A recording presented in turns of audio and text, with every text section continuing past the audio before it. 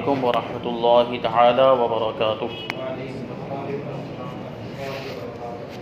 نحمده ونصلي ونسلم على رسوله الكريم اما بعد فاعوذ بالله من الشيطان الرجيم بسم الله الرحمن الرحيم ان الله وملائكته يصلون على النبي يا ايها الذين امنوا صلوا عليه وسلموا تسليما اللهم صل على سيدنا ومولانا محمد معدن الجود والكرم وآلہ الکرام وابنہ الکریم وبارک وسلم صلاۃ وسلاما علیک یا رسول اللہ صلی اللہ تعالی علیہ وسلم۔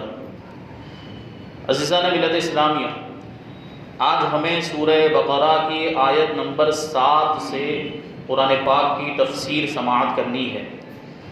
اس کا تعلق چونکہ اس سے پہلے والی آیت سے ہے، جس میں اللہ تبارک و تعالی ارشاد فرماتا ہے ان الذين كفروا سواء عليهم اانذرتهم ام لم تنذرهم لا يؤمنون۔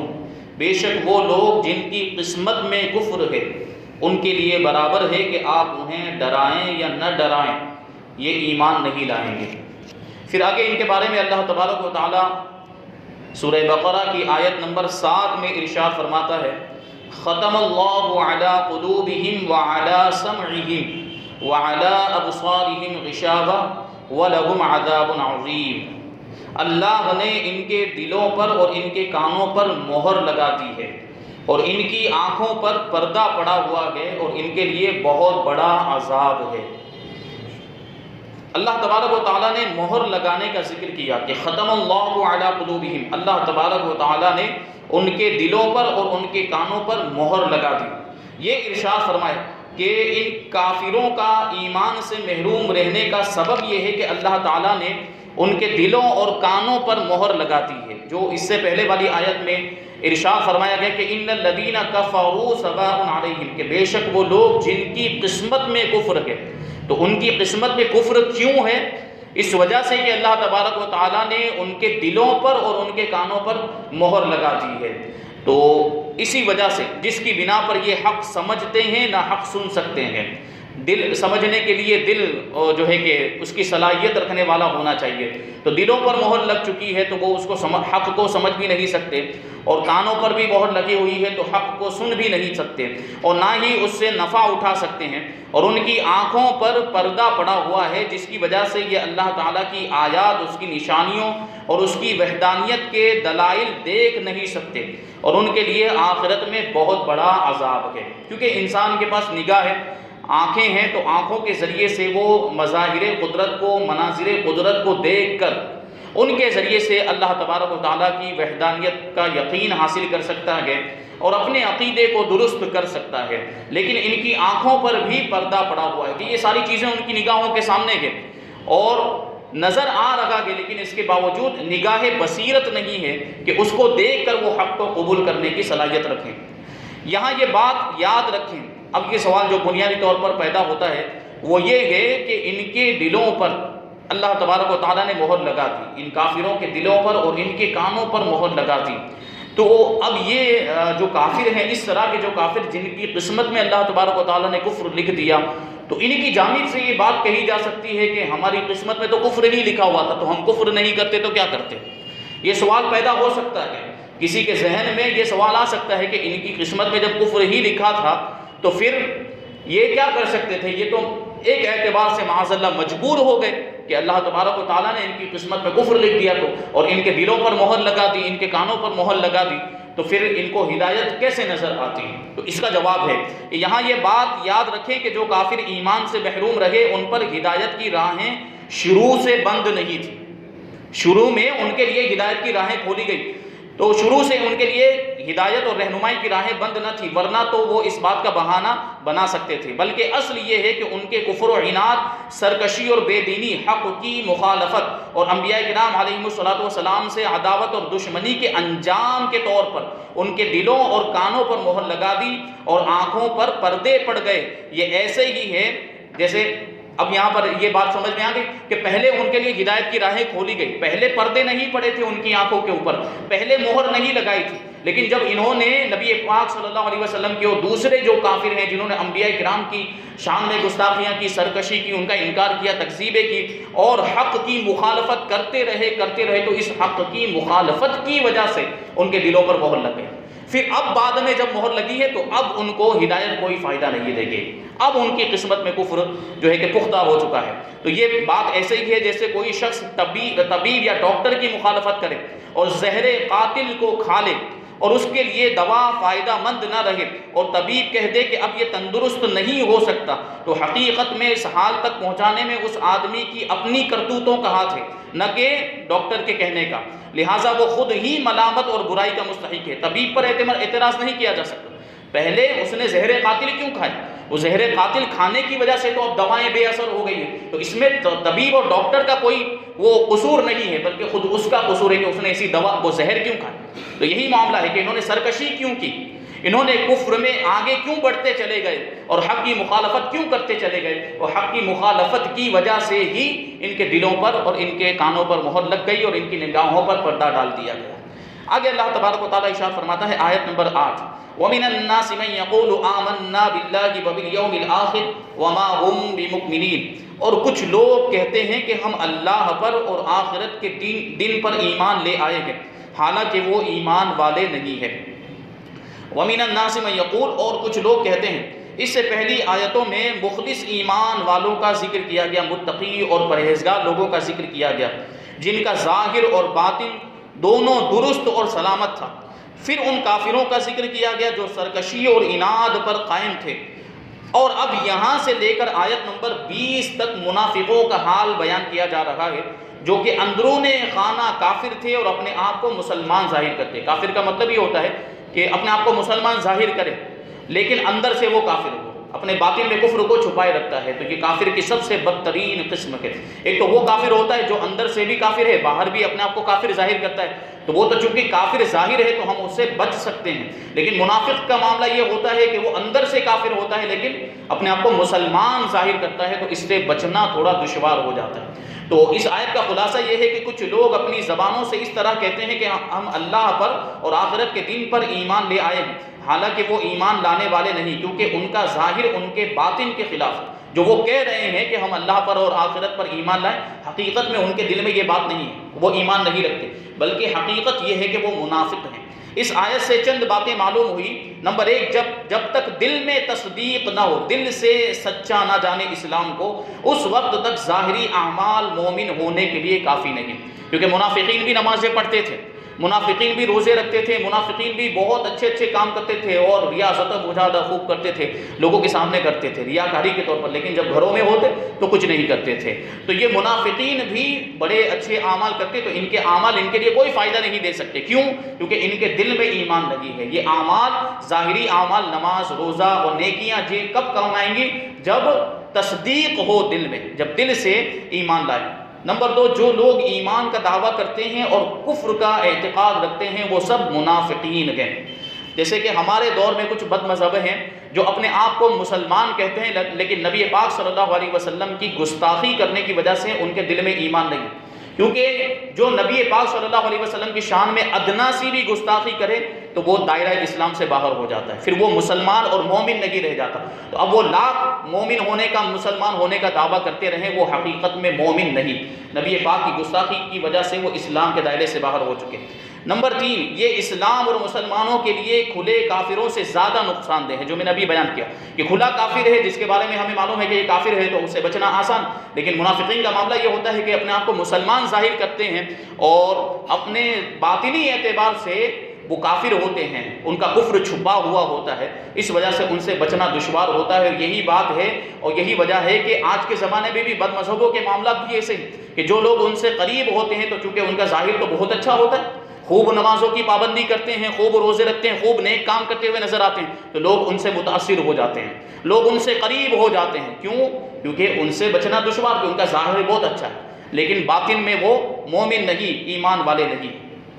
آگے اللہ تبارک و تعالیٰ ارشاد فرماتا ہے وَمِنَ النَّاسِ، اس آیت کے اندر جو یہ لفظ آیا کہ کچھ لوگ، وَمِنَ النَّاسِ، کچھ لوگ ہیں جو کہتے ہیں کہ ہم آخرت پر ایمان لائے، ہم اللہ پر ایمان لائے۔ کچھ لوگ کے ذریعے سے یہاں پر منافقین کا تذکرہ کیا، تو یہاں کچھ لوگ کیوں ارشاد فرمائے کہ منافقوں کو کچھ لوگ کہنے میں اس بات کی طرف اشارہ ہے کہ یہ گروہ بہتر صفات اور انسانی کمالات سے ایسا عاری اور ایسا خالی ہے کہ اس کا ذکر کسی وصف و خوبی کے ساتھ نہیں کیا جا سکتا، بلکہ یوں کہا جاتا ہے کہ کچھ لوگ ہیں، کیونکہ ہم بھی اگر کسی کا نام نہیں لینا چاہتے، کسی کو اہمیت نہیں دینا چاہتے ہیں، تو ہم ان لوگوں کا ذکر کچھ لوگ کہہ کر کرتے ہیں کہ کچھ لوگ ایسے ہیں جو ایسے ایسے کام کرتے ہیں۔ ہم بھی اگر کسی کو اہمیت نہ دینا چاہیں تو ہم کچھ لوگ کہہ کر تذکرہ کرتے ہیں۔ تو اللہ تبارک و تعالیٰ نے بھی منافقین کا ذکر اسی طریقے سے کیا، کچھ لوگ، اس کا مطلب ہے کہ وہ کسی اہمیت کے لائق ہی نہیں ہے، تو کچھ لوگ کہہ کر ذکر کیا۔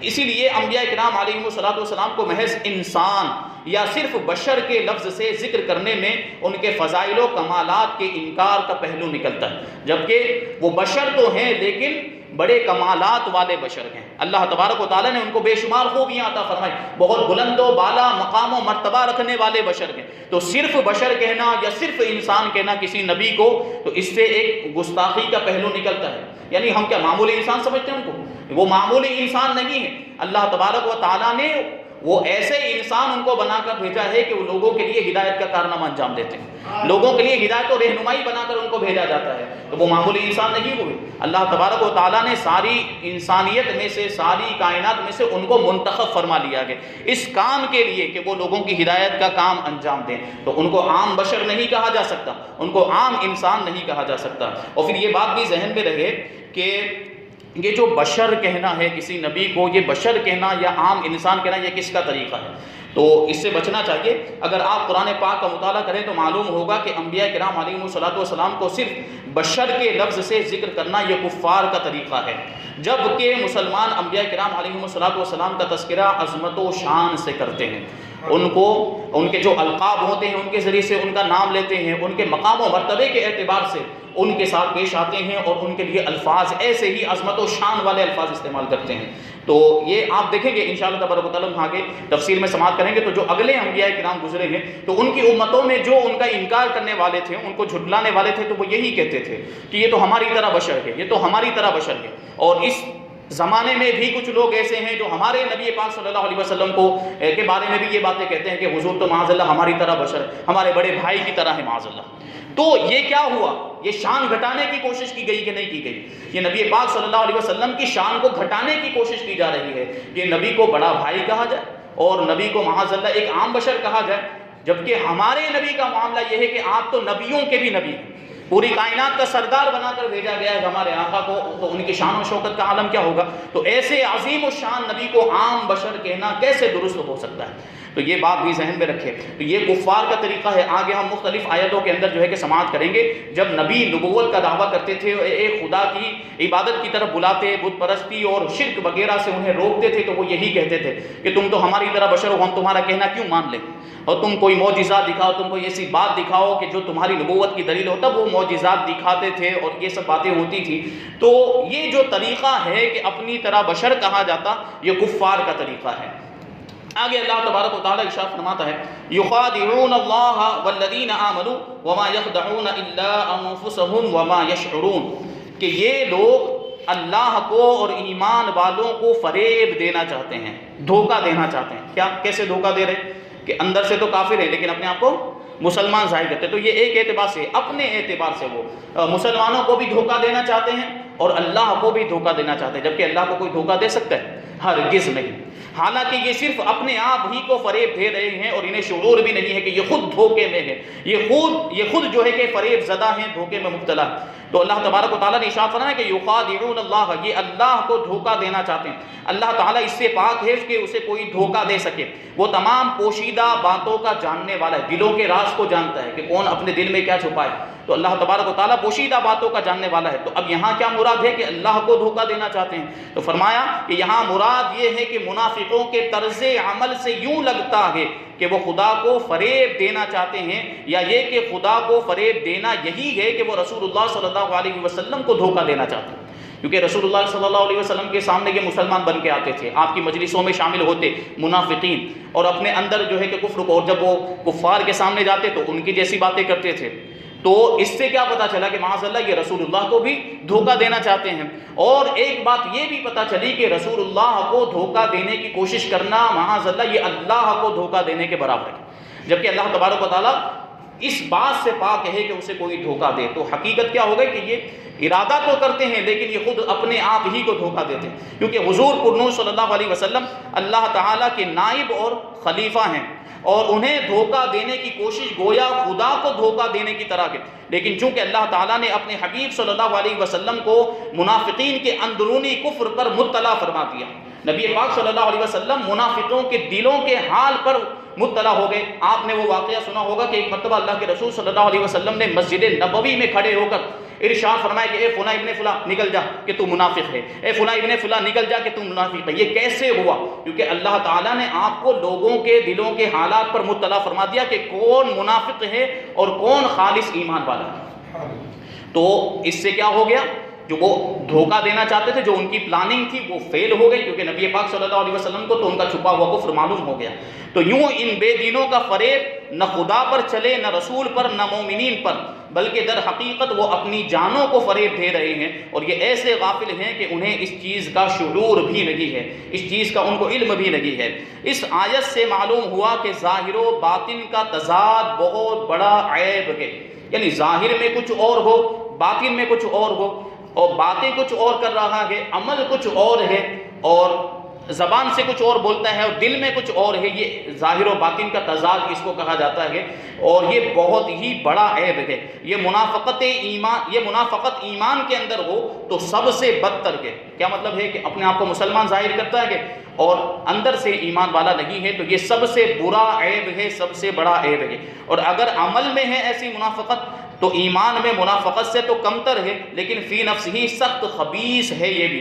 جس آدمی کے قول و فعل اور ظاہر و باطن میں تضاد ہوگا تو لوگوں کی نظر میں وہ سخت قابل نفرت ہوگا۔ کیسے؟ کہ آدمی لوگوں کو نصیحت کرتا ہے کہ ایسا کام کرو، یہ عمل کرو، یہ اچھے کام کرو، لیکن خود نہیں کرتا، تو کیا لوگ اس کا کہا مانیں گے؟ ہرگز نہیں مانیں گے۔ تو خود تو کرتا نہیں اور ہمیں نصیحت کر رہا ہے، تو خود تو عمل نہیں کرتا، تو خود تو اچھے کام نہیں کرتا اور ہمیں اچھے کام کرنے کا حکم دیتا ہے۔ اللہ تبارک و تعالیٰ قرآن مجید میں ارشاد فرماتا ہے کہ لِمَ تَقُولُونَ مَا لَا تَفْعَلُونَ، وہ باتیں کیوں کہتے ہو جو تم خود نہیں کرتے۔ تو یہ بہت بڑا عیب ہے۔ تو اس کا مطلب یہ ہے کہ جو نصیحت کر رہا ہے، جو اگر کسی کو کسی عمل کی ترغیب دلا رہا ہے، تو اس کے لیے ضروری ہے کہ پہلے خود عمل کرے، تاکہ اس کی جو تبلیغ ہے اور جو اس کی نصیحت ہے وہ با اثر ہو جائے، مؤثر ہو جائے۔